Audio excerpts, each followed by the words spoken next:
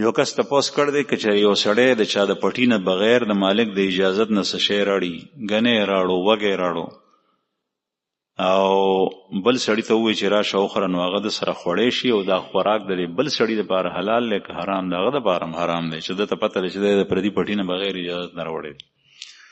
رسول الله صلی الله علیه وسلم په زمانه کې به ماشومان هم منع کېدل چې کجورو ته به سوختي یا به چا کاڼی وویشتو نو په هغې باندې پابندي وه چې داسې نه. البته که لاره کې میوه راپرېوته او تا د لارې نه اوچته که نو خیر دی اوچتولی شي.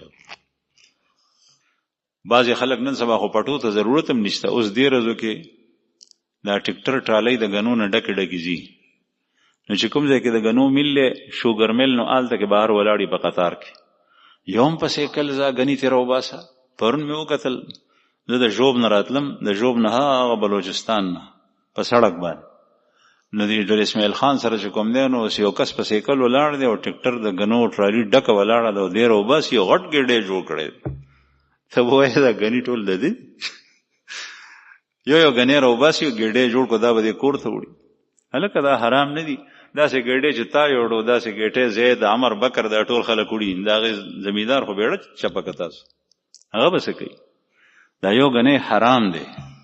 او دا چې ته کور ته وړې خپله خورې، په ښځې خورې، په بچو خورې، دا حرام دي. دغسې نه ځي. چې په خپل اجازه سره څوک څه شی درکړي نو هغه وړی شي.